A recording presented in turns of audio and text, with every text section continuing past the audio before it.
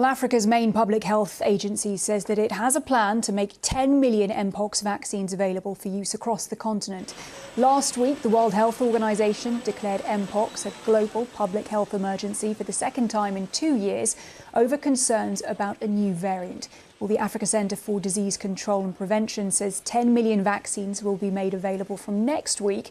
Now, there has been a rise in reported Mpox cases in Central and Eastern Africa, specifically in Burundi, the DRC and the Central African Republic.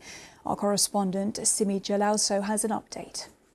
There has been some good news with regards to the efforts to curb the outbreak of the Mpox disease on the continent. 2 African countries have said they've secured vaccines and they'll be made available as early as next week. This is despite the vaccines not being tested on this new strain. Those countries are Nigeria and the Democratic Republic of Congo. Nigeria says it's expecting 10,000 doses from the US, and they will target healthcare workers in regions that have been affected by the outbreak. The Democratic Republic of Congo says it's expecting 50,000 from the US and 3.5 million from Japan. And they will prioritize children because they are at a higher risk of contracting and dying from Mpox. The Africa CDC Director General, Dr. Jean Kaseya, reiterated the agency's plan to ensure 10 million doses of the vaccine are made available on the continent by the end of 2025, although he did mention the challenge of getting those doses to regions in the eastern part of the Democratic Republic of Congo that are experiencing an armed conflict. He also spoke about local manufacturing and a partnership with a Danish manufacturer, saying that getting those vaccines made on the continent will not only increase supply, but also reduce the cost. Simi Jalauso reporting there. We can speak now to public health doctor and World Health Organization's spokesperson, Dr. Margaret Harris. Very good to have you with us, Margaret. So, of course, we've been hearing that news, the DRC, other African nations starting to vaccinate against Mpox next week if everything is in place on time. What impact do you expect that to have? Nice to see you, Helena. And it is good news because one of the things that has been a concern is that there were limited amounts of vaccine and they weren't where they're needed, which is in Africa, particularly in the parts of Africa in Eastern DRC where the outbreak is raging. And it is really important that they get to the specific target groups. And I heard in your report that that's already been identified, that those most at risk, those most exposed are the ones that will be targeted. I think one of the questions on many people's minds right now when they're listening to this information is, yes, they've seen Mpox before, but we've also got that information that this is a new strain. So what do we need to know about this particular strain of Mpox? And this is a very important aspect. It's called clade 1b because it's arisen from the first form of Mpox we knew in humans, which was in the Congo basin, was in the Democratic Republic of Congo and Central Africa.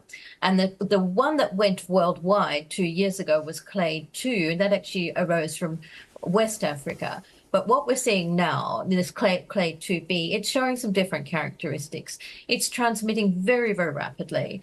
And unfortunately, we are seeing a high death rate, particularly among children. So these are things that have concerned us very much. And that's why we really called the public health emergency of international concern to galvanize world efforts to understand the unknowns, to get the scientific community together to deal with the unknowns, and to also galvanize resources. I mean, that's the important point to make, isn't it, about declaring that public health emergency of international concern, that it does then get those additional resources, tries to close those knowledge gaps. But I just wonder, Margaret, you know, what you would say to people travelling to the area, what people should be aware of, particularly for those people who might not have had the vaccine. And of course, we know vaccines aren't always a silver bullet.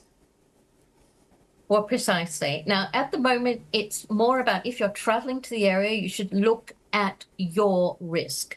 Are you going to an area where there's current transmission?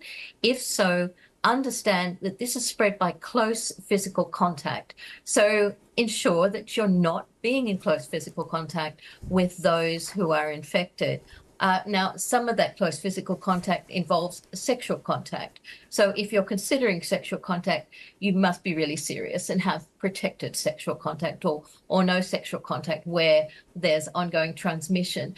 As for getting vaccinated, really we want to see the vaccines being used in the highest risk groups at the moment. That's the people infected in the countries where the transmission's happening. I mean, I suppose one thing looking at all of this, Margaret, is the fact, I mean, you and I have been speaking about epidemics, pandemics for a very long time, thinking about Ebola, and then also moving on to MERS and COVID and so on. I just wonder, you know, is there the opportunity here that countries have learnt lessons from COVID?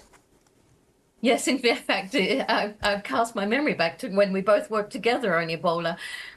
Indeed, a lot of lessons have been learned in a very hard-learned lessons. One of the most critical ones is respect the communities where an outbreak is occurring. Listen to them, first of all. Listen to what they understand and ensure that they know what needs to be done. Don't just impose your ideas from outside. So while, yes, we want the world to come together and bring the resources, one of the most critical things is really understanding how the transmission's occurring, who it's occurring in, and what's available to the people who are getting sick. Are they getting the help they need?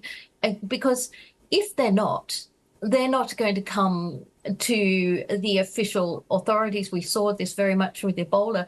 The infection will go underground. They will turn to other sources of help, and they will not be the sources that will necessarily help stop the spread. Yeah, as you say, that trust is just so key in all of this. Dr. Margaret Harris, good to see you again. Thanks for being with us. Thank you.